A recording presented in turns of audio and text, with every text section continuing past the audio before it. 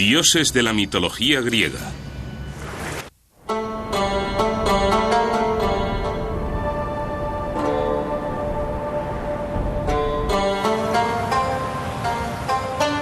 Las historias de los dioses y diosas de la antigua Grecia son eternas.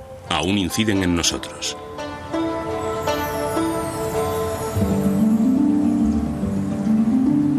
Entre las deidades había dos grupos de encantadoras hermanas que moraban en el monte Olimpo, las Gracias y las Musas. Las Gracias le obsequiaban belleza, encanto y gratitud al mundo mortal. Las Musas tuvieron un profundo impacto en cómo las generaciones han pasado desde entonces los relatos de los dioses y las sagas de esa era tan remota a través de la tradición oral. Desde su majestuosa esfera descendieron a la tierra enseñándonos historia, astronomía y las artes.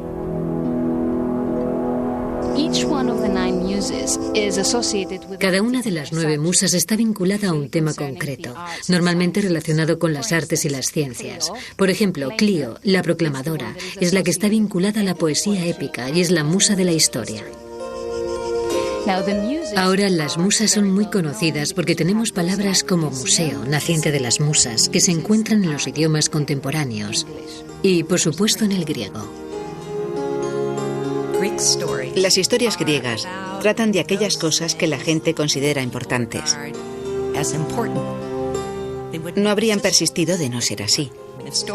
Si las historias van a perdurar y ser vueltas a contar durante varios miles de años, tiene que haber algo en ellas que tenga sentido para las personas que las escuchan durante generaciones.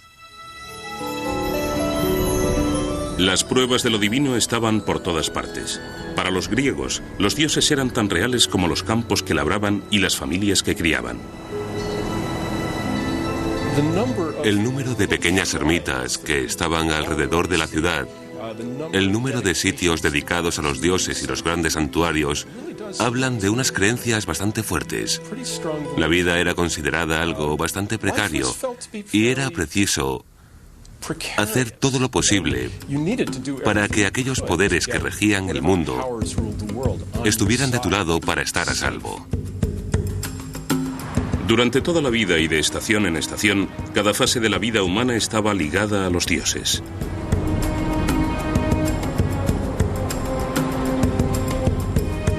Por presentes que estuvieran para los antiguos griegos, los mismos dioses no siempre eran adorados en todo el país. Hace 3000 años, Grecia era un mosaico de ciudades-estado independientes vinculadas por un idioma, una cultura y un comercio común. Pero mientras que las deidades principales como Zeus, Prometeo y Deméter eran adoradas en las más de 700 diversas ciudades-estado, cada pueblo y aldea reivindicaba su propio dios.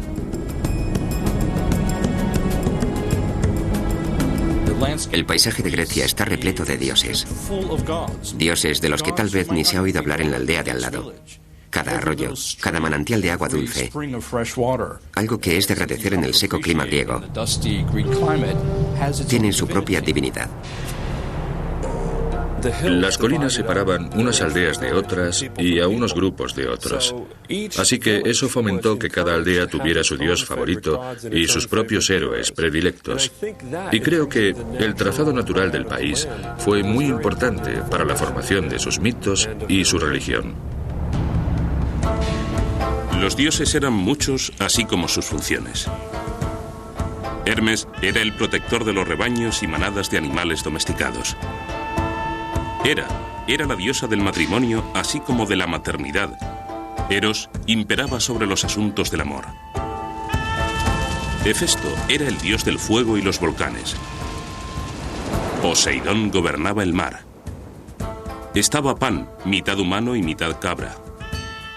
Se le reconocía como el dios de los pastores. Y estaba Artemisa, protectora de la naturaleza y de los jóvenes. Artemisa está relacionada con la naturaleza nueva y en flor, con las crías de animales.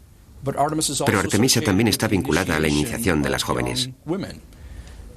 Así que hay un continuo en el pensamiento griego entre lo que pasa en el mundo natural y en lo que podríamos identificar como una esfera social humana muy distinta. Para el pensamiento mitológico griego, todo forma parte de un mismo fenómeno. Y por eso Artemisa puede ser la cazadora, la que está vinculada a la naturaleza, pero también la que doma a las jóvenes.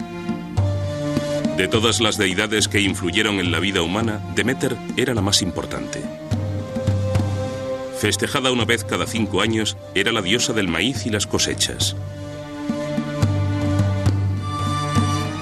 Los griegos observaron y convivieron con su paisaje durante muchísimo tiempo y elaboraron historias al contemplar la naturaleza y vivir con ella, y el culto a una especie de diosa de la tierra que protegía la tierra y se ocupaba del buen estado de las cosechas o se las negaba a los hombres si no se portaban bien. Todo eso formaba parte de la visión de los griegos del ciclo de la naturaleza.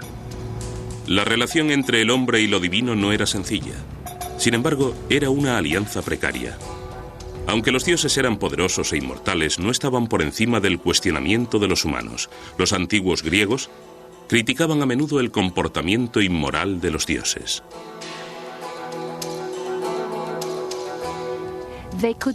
Podían actuar con exceso. Cada uno tenía sus pasiones. Cometían errores, pero los mortales tenían que respetar sus propios límites. Esta es la diferencia principal entre dioses y mortales. Los dioses podían hacer lo que quisieran, actuar a su antojo. Los mortales tenían que abstenerse de los excesos. Los dioses y diosas griegos son vertientes de lo que sobrevendría con una pasión mortal. ¿De qué podría pasarle a los mortales si rebasaban los límites? Podríamos pensar en la crítica a los dioses como una especie de blasfemia, pero en realidad lo que hace es reforzar la idea de que los dioses sí existen. Y yo creo que lo que en realidad se criticaba era la actitud de otros griegos hacia los dioses. Algo que nos resulta muy difícil de comprender es que los griegos jugaban con sus conceptos de los dioses. Superiores a los humanos sobre los que ejercían su dominio, los dioses, no obstante, estaban sometidos a las mismas pasiones, fallos y debilidades que los mortales. Conocían el amor, la desesperación y la tragedia. Adoptaban figuras humanas y eran vulnerables a las heridas y a las enfermedades. Pero a diferencia de las personas, sanaban rápidamente. Por supuesto que no eran meros humanos. Eran distintos a los humanos en muchos sentidos. En primer lugar, ellos obviamente nunca morían. En segundo lugar, poseían poderes increíbles, fuerza y conocimientos. Pero el motivo por el que adoptan forma humana es que los griegos estaban sumamente orgullosos de esa forma. Los griegos valoraban tanto la perfección de la inteligencia y el físico humano que no podían imaginar una forma más perfecta que atribuirle a sus dioses. Esta idea de que los dioses son humanos y algo más parece haber respondido a una profunda necesidad de los griegos. Es una especie de fantasía, la de superar todas las flaquezas que nos hacen ser lo que somos. Los dioses también estaban sometidos a las mismas leyes que regulaban a la humanidad. Hermes era el guardián de los viajeros. Cuando despejó un sendero matando a un monstruo de 100 ojos llamado Argos, fue sometido a juicio por su hazaña. Bueno, él mató. Es un dios, pero está corrupto, de modo que tiene que someterse a juicio. Y la forma en la que los dioses emitieron su voto fue poniéndole una piedra en el pie, lo que formó una pilastra de piedra que se llama Herma. Aunque los dioses no eran perfectos, no eran poderes con los que se podía jugar. Lo que había que hacer era tener cuidado de no ofender a los dioses, no erigirse en un igual a los dioses, no ser arrogante en ese sentido, porque eso sería buscarse la desgracia, no de manos de los humanos, sino de los propios dioses. Tenemos la historia de Sélminos, que se hizo llevar en un carro golpeando escudos u otro instrumento que hacía ruido, diciendo que era Zeus e intentando imitar el trueno del dios. Y fue despachado inmediatamente con un rayo.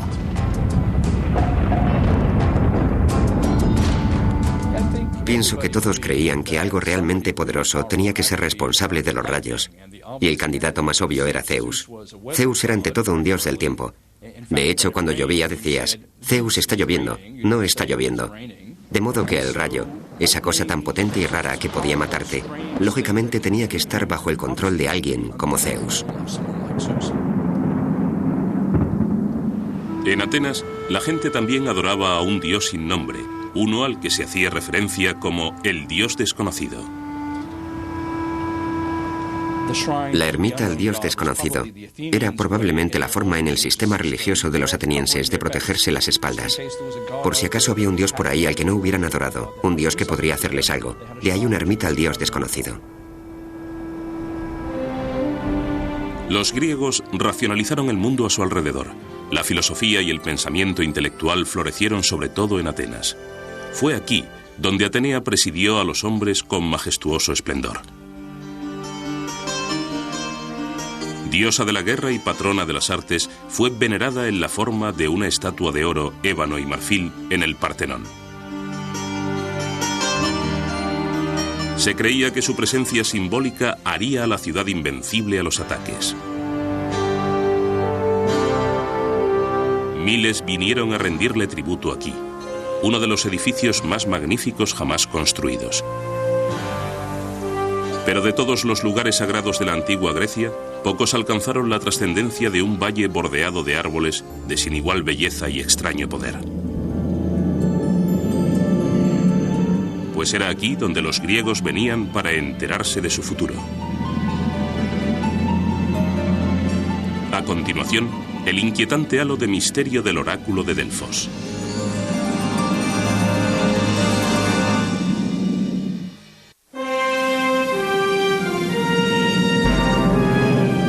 Esto es Olimpia. Hace 2500 años, una estatua de 12 metros de altura se alzó aquí. Estaba hecha de oro y marfil y fue considerada una de las 7 maravillas del mundo antiguo. Dedicada a Zeus en celebración de su omnipotencia, esta maravilla de la antigüedad presidía el acontecimiento deportivo organizado más antiguo del que se tiene noticia en el mundo, los Juegos Olímpicos. Cada 4 años, los griegos de todas partes del mundo helénico, las islas e Italia, venían a Olimpia para celebrar este festival. Restringido solo a los varones, incluyendo los espectadores, atletas desnudos competían por una corona y la gloria bajo el ardiente sol en 5 pruebas. Salto de longitud, lanzamiento del disco, lanzamiento de jabalina, lucha y los 182 metros planos. Aunque el fin de los juegos era ganar, el propósito era rendir culto. Según un estudioso, David Sensom, la competición deportiva era una dedicación de energía ritual a los dioses. Y de hecho, una forma de demostrar esto es que lo que hacían los atletas era sudar.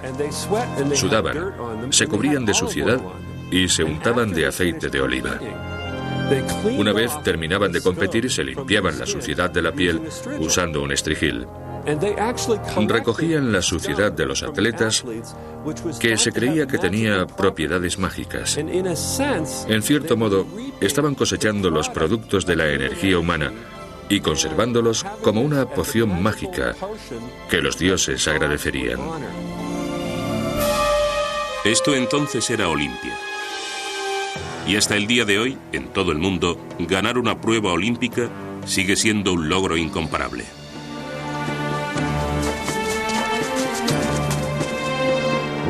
Cuando tuve la suerte de ganar en unos Juegos Olímpicos y llegar primero, mi país no había logrado un primer puesto en una Olimpiada en más de 50 años. Todo eso fue muy emocionante para un joven. La idea de subir a un podio, que tu logro sea premiado con una medalla y nada más. Oír el himno nacional de tu país.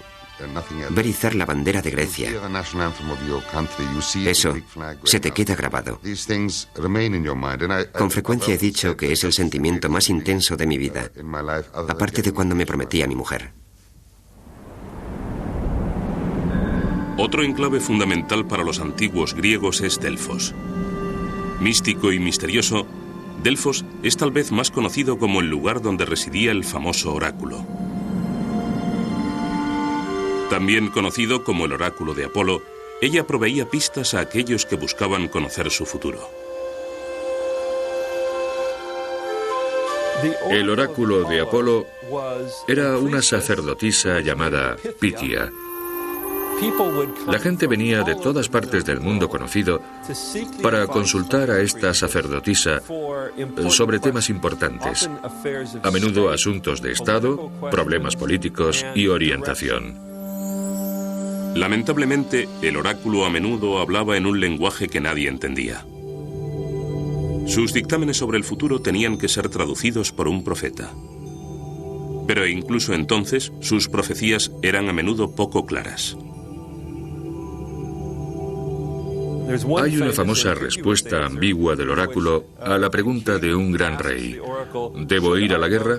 A lo que respondió el oráculo: si vas a la guerra, destruirás un gran reino. De modo que el hombre fue a la guerra y, claro está, su reino es el que queda destruido. Tendría que haberlo interpretado de la manera correcta. El oráculo siempre te da una especie de pregunta a cambio, un misterio, un enigma al que tienes que responder. Los humanos nacen, luego crecen y eligen hacer unas cosas u otras. En cualquier momento de tu vida puedes acudir a Delfos y oír un oráculo como: cuidado con el mar porque te matará. Y te pasas toda la vida evitando el mar para no morir. Entonces un día estás en un acuario y el tanque revienta y te ahogas en toda esa agua de mar, en ese acuario de agua salada, o algo más razonable que eso.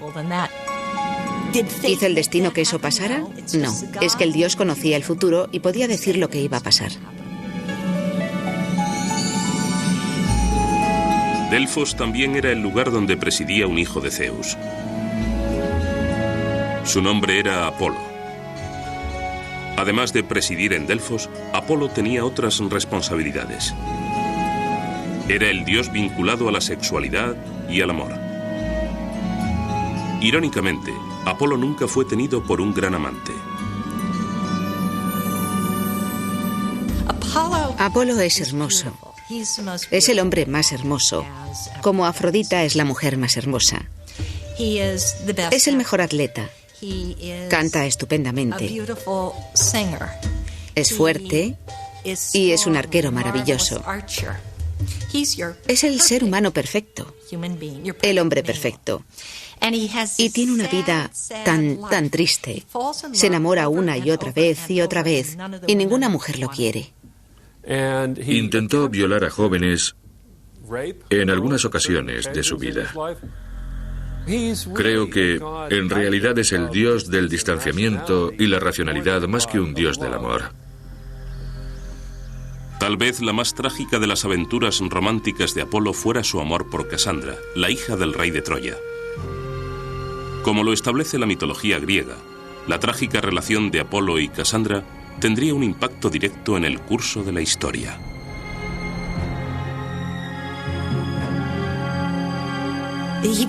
Él se enamora de Casandra, que es una princesa de Troya, y le dice: verás, te daré el don de la profecía si te acuestas conmigo.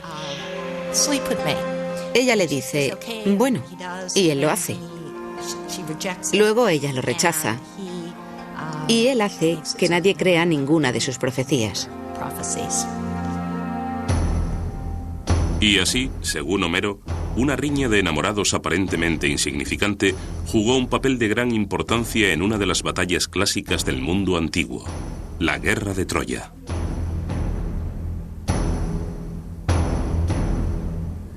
Las historias griegas de Homero hablan de un día glorioso en el que todos los griegos hicieron algo juntos: salir de expedición y luchar contra los troyanos. Según Homero, el conflicto se inicia cuando Paris, hijo del rey de Troya, rapta a la hermosa cuñada del rey de Esparta. Furiosos por el rapto, el rey y su hermana reúnen a todos los líderes del mundo griego para que se unan en un ataque sobre Troya.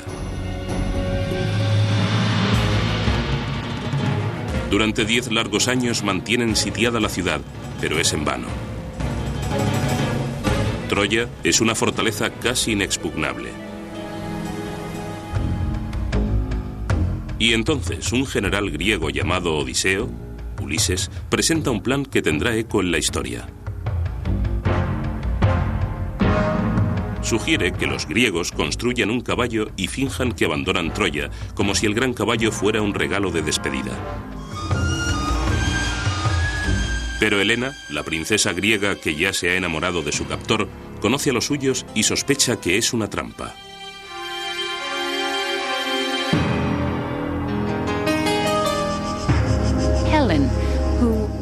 Helena se acercó e imitó las voces de muchas de las mujeres de los compañeros de los griegos y anduvo en torno al caballo con la esperanza de que alguno de ellos oyera la voz de su esposa y gritara.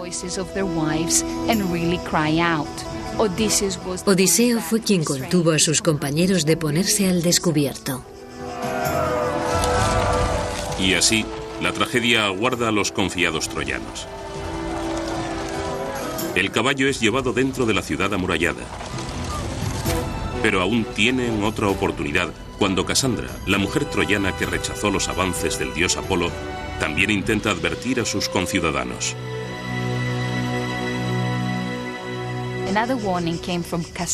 Otra advertencia vino de Casandra, la princesa troyana. Le había sido dado el don de la profecía por Apolo, a cambio de que se acostara con él. Pero al final lo rechazó, así que Apolo se aseguró de que nadie creyera sus profecías. Y de ese modo, el dios Apolo consigue vengarse de Casandra, la mortal que lo había rechazado.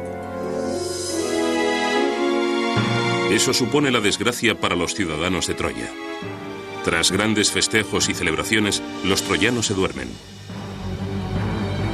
Más tarde, esa noche, al abrigo de la oscuridad, los ejércitos griegos vuelven. Dentro de la ciudad amurallada de Troya, Odiseo y sus hombres salen en silencio del vientre del caballo de madera y abren las puertas de la ciudad.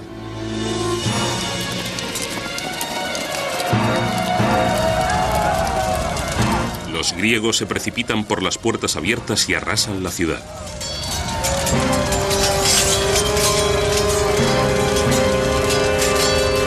Pero la venganza no le hace un mejor amante. Apolo seguirá siendo un fracaso en asuntos del corazón. En marcado contraste con Apolo, en el terreno del romance, está el otro dios que presidía en Delfos, Dionisio. Dionisio es, por otro lado, un tipo que esperas que tuviera éxito con las damas. Es el dios de las vides, el dios del vino, el de la vegetación. Es un dios del mar. Así que ha sido descrito como un dios del elemento líquido, un dios de la fluidez. Y esa me parece una excelente descripción, porque es un dios que puede provocar la locura en los individuos. Tu mente puede convertirse en una pasta líquida si estás bajo la influencia de Dionisio, ya sea a través de la bebida o de algún éxtasis religioso. Dionisio es la emoción fuerte. Apolo es la expresión formal.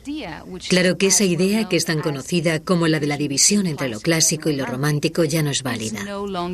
Sin embargo, la idea de vincular a Apolo y a Dionisio fue muy oportuna en la antigüedad. Durante los 3 meses de invierno, en los que Apolo se ausentaba de Delfos, Dionisio lo sustituía. Dionisio es el dios del desorden civil, pero también el dios de la democracia imperial, mientras que Atenea es la diosa del orden civil. Y de ese modo, como suele pasar con los dioses de la antigua Grecia, la historia tiene una moraleja. En este caso, la lección reside justo en el contraste entre Apolo y Dionisio. Dionisio es un dios que es adorado por las mujeres y es venerado en el campo y saca a las mujeres de sus casas, las aleja de sus telares y las conduce a las cimas de las montañas, donde bailan toda la noche y llevan antorchas, y los hombres creían que bebían mucho. Pensamos en Apolo como en el dios de la razón, como el dios del orden. En su templo de Delfos se encuentran muchos letreros. Nada en demasía, Meitanakan. Nada en demasía, moderación en todo. Mientras los dioses amaban, luchaban y dominaban la tierra y el cielo, bajo los fértiles valles y los paisajes bañados por el sol de la antigua Grecia, se encontraban otros dominios, un lugar oscuro y temible. A continuación, el aterrador destino de las almas de los difuntos en la antigua Grecia, el infierno.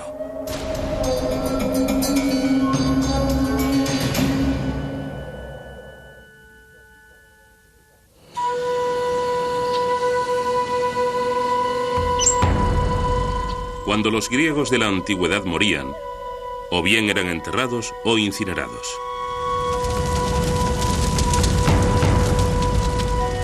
Más allá de la muerte se encuentra el infierno, una especie de sombra de la existencia en la que no había consciencia de otra vida. Nadie iba al cielo. Ese era el dominio exclusivo de los dioses. Tras la muerte tenemos un alma, según los griegos, llamada psique, que se marcha revoloteando como una sombra de humo al infierno. Cuando llegas al infierno, ese lugar recibe el nombre de Hades, y a veces se le llama la casa de Hades, porque Hades es el dios del infierno. Y desde allí, el alma tiene que hacer un viaje.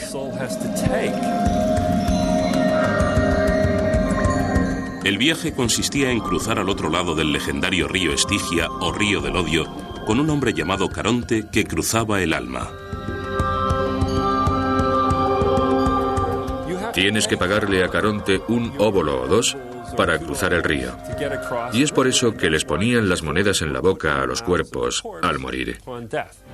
Cuando llegabas allí, lo primero que te encontrabas era a Cerbero, el perro guardián de 3 cabezas de la puerta del infierno. La cruzabas. Se te permitía entrar porque eras un muerto, pero si intentabas entrar como un hombre con vida, aquel monstruo te comía vivo. En el relato de Homero, el Hades es un lugar sombrío y aterrador. Es tan lóbrego que no hay un templo para Hades en ningún sitio. El infierno se describe como un lugar donde los espíritus humanos sufren una eternidad de sueños vacíos.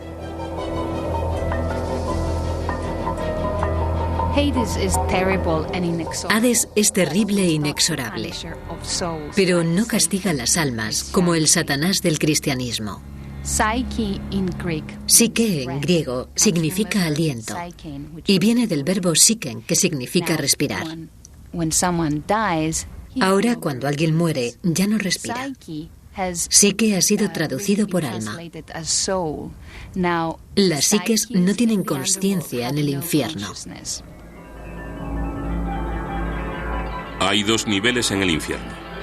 El primero, llamado Erebo, es al que las almas humanas pasan inmediatamente después de la muerte. El segundo es un lugar más profundo y terrible llamado Tártaro. Aquellas almas impenitentes y violentas que han ofendido a los dioses son desterradas al temido Tártaro.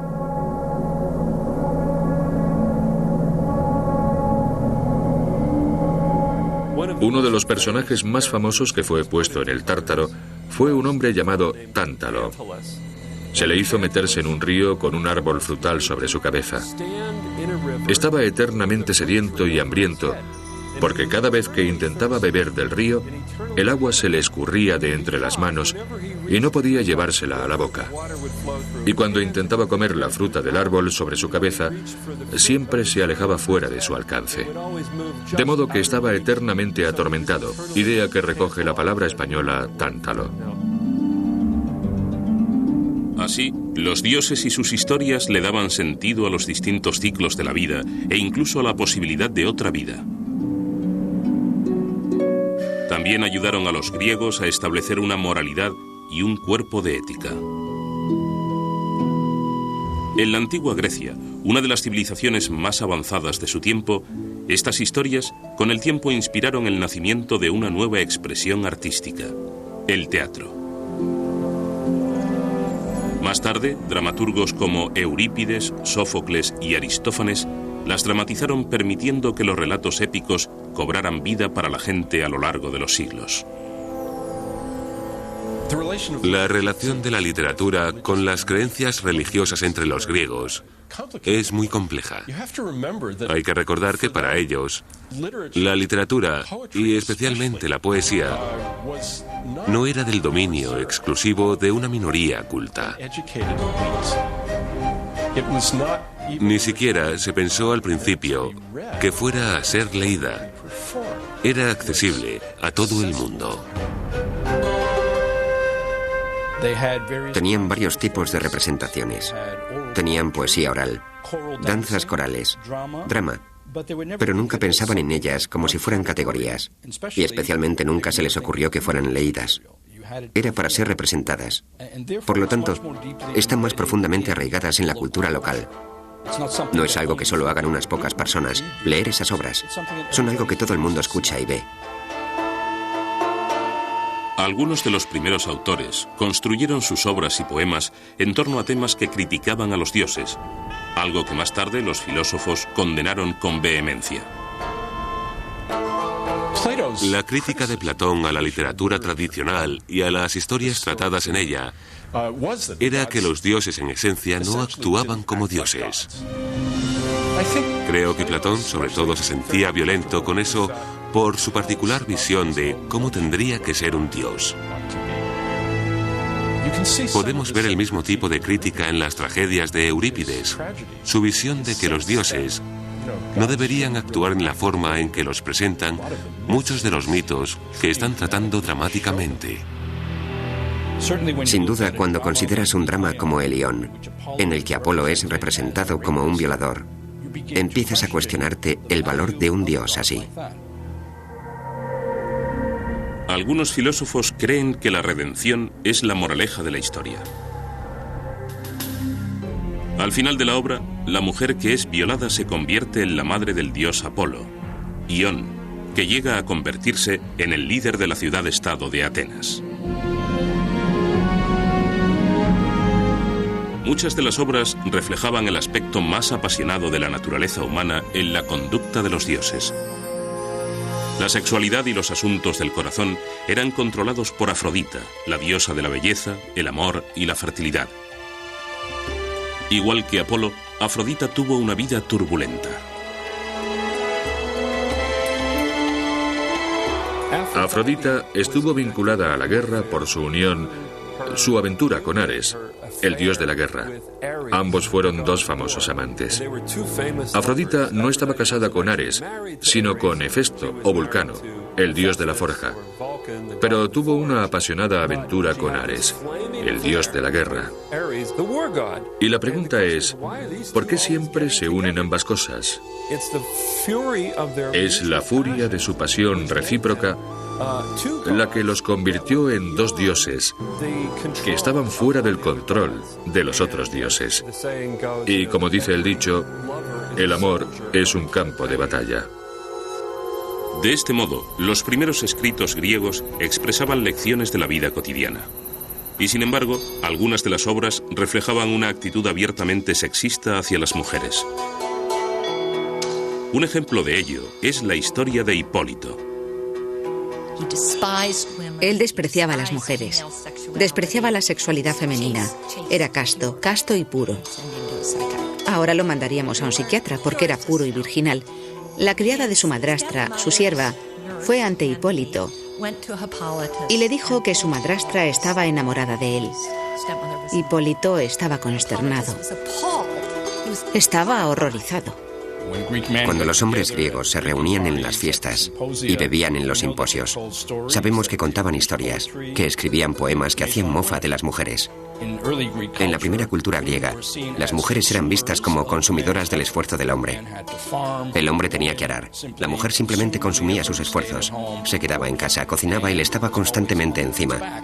Hubo una fuerte beta misógina en la literatura griega a lo largo del siglo IV y el siglo V. Así, Los grandes dramas y comedias se representaban en anfiteatros por todo el país, con repartos íntegramente masculinos, interpretando tanto los papeles de dioses como de diosas.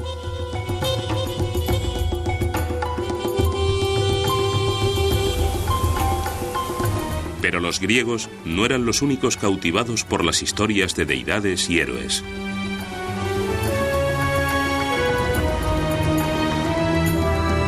Otros también observaban.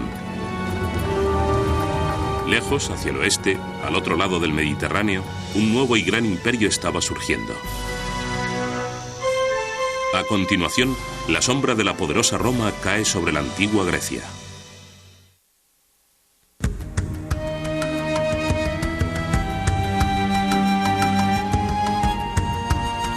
Los dioses y diosas griegos, así como la Grecia clásica en sí, conocerían los estragos del tiempo y los cambios. Como deidades vigentes, con el tiempo se deslizarían en la bruma de la historia. Y sin embargo, no han desaparecido del todo. Aunque no forman parte de nuestra religión, aún necesitamos esas historias. Son relatos maravillosos, ricos y sumamente atrayentes de cómo funciona el mundo y qué somos como seres humanos. Generación tras generación de estudiantes modernos son fascinados por estos mitos. Creo que eso surge de algo que todos tenemos en nuestro interior. El deseo de crear historias, la necesidad de entender el mundo, creando historias sobre él. La mitología griega ha trascendido los siglos, llegando a nosotros no solo por los grandes poetas y dramaturgos, sino a través de los conductos de muchas otras culturas. Una de las primeras fue Roma, más hacia el oeste. Ella absorbió mucho de lo que Grecia tenía que ofrecer. Los romanos descubrieron la religión griega en el siglo III a.C. y empezaron a darle más importancia de la que había tenido. Sabemos que habían tenido contacto cultural durante mucho tiempo, pero Grecia poseía una especie de prestigio del que los romanos pensaban que carecían. De modo que se apoderaron del sistema olímpico y alinearon sus propios dioses locales con los dioses griegos de más evidente categoría. Con la adopción de los dioses griegos, los romanos imbuyeron el panteón de las deidades de características claramente romanas. Lo primero fue asignarles los nombres romanos. Zeus se convirtió en Júpiter en sus términos.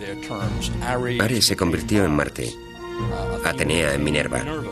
Cuando digo se convirtieron, quiero decir que ellos ya tenían esos dioses, Minerva, Marte, Júpiter, pero ahora los alineaban de una manera novedosa que decía, sí, formamos parte de un continuo de cultura con los griegos de más categoría. Otros dioses adoptados por los romanos incluyeron a Hera, que pasó a ser conocida como Juno. A Poseidón se le dio el nuevo nombre de Neptuno. Hades reapareció como Plutón. Afrodita quedaría inmortalizada para siempre como la diosa Venus. Y así, el panteón griego en buena medida se convirtió en el panteón romano. Conforme la poderosa Roma se transforma en un imperio, termina ocupando un polvoriento y poco conocido rincón de Oriente Medio llamado Judea. Aquí los hebreos se agrupaban en torno a su ciudad capital, Jerusalén, donde una nueva religión estaba surgiendo. Tras la crucifixión de Cristo, las noticias de sus enseñanzas se extendieron rápidamente. Incluso el cristianismo encontró lazos con los filósofos griegos y romanos, especialmente a través del apóstol Pablo. Sabemos que Pablo fue educado en términos greco-romanos. Cita a Eurípides en varias ocasiones en sus epístolas. Más tarde, las ideas que se habían desarrollado, especialmente en el platonismo, fueron decisivas para los primeros cristianos, a la hora de intentar hacer su religión más comprensible a las clases más cultas del mundo greco-romano. Incluso hoy en la Iglesia Ortodoxa, aún se observa parte del misticismo, que podemos observar en los trabajos de Platón del siglo IV a.C. La creencia cristiana de que Cristo era el Hijo de Dios, aunque nacido de una madre mortal, también hacía eco de los antiguos griegos. Dado que la religión griega se sentía totalmente cómoda con la idea de que los dioses se relacionaran con las mujeres humanas, creo que eso contribuyó a la difusión del cristianismo, en un periodo temprano, cuando ese tipo de narrativa estaba en su núcleo. De manera que nunca sabremos la relación de causa-efecto.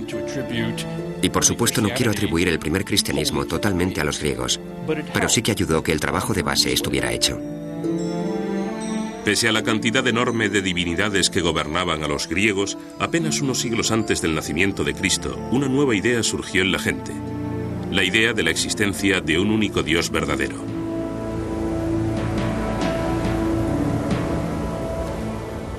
El mundo griego se inclinó hacia el monoteísmo, yo diría que en algún momento hacia el siglo III y IV a.C., con la llegada de filosofías y filósofos como Platón y Aristóteles, que tenían dudas acerca de la religión griega tal y como estaba descrita en la mitología, pero sí creían en una fuerza suprema, en un bien supremo, en un poder omnisciente.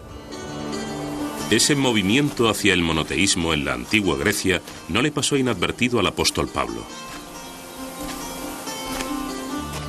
Un día en Atenas, Pablo se encontró dirigiéndose a los ciudadanos griegos en la cima del Areópago, una colina que era el lugar de reunión de un consejo de nobles. Puesto en pie, Pablo, en medio del Areópago, dijo: Atenienses, veo que sois sobremanera religiosos, porque al pasar y contemplar los objetos de vuestro culto, he hallado un altar en el cual está escrito: al Dios desconocido. Pues ese que sin conocerle veneráis es el que yo anuncio. El Dios que hizo el mundo y todas las cosas que hay en él. El mismo quien da a todos la vida, el aliento y todas las cosas. Hechos 17:22. Una de las fuerzas más poderosas que formaron el pensamiento griego fue una conciencia del pecado. Pero hace 2000 años, el concepto del pecado significaba algo muy distinto a las creencias de los primeros cristianos. La palabra griega para pecado, la más cercana, es una que significa no dar en el blanco, errar, equivocarse. Ahora, ¿qué significa pecar? Si apuntas demasiado alto, eso quiere decir que vas más allá de las limitaciones humanas. Si apuntas demasiado bajo, no estás viviendo a la altura de tus posibilidades. Así que para los griegos, un pecado era en realidad no cumplir con lo que eres. Pese a estar separado de nosotros por innumerables milenios, el gran esplendor de dioses, diosas y héroes, de musas, parcas y gracias, de clamorosos logros y amargas derrotas, es tan importante hoy como lo fue para los antiguos griegos.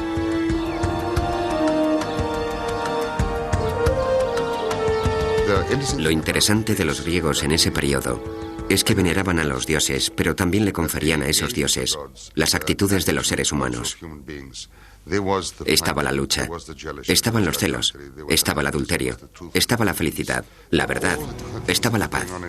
Estaban todas las cosas que pasaban en la vida cotidiana de los seres humanos que también estaban vinculadas a los dioses.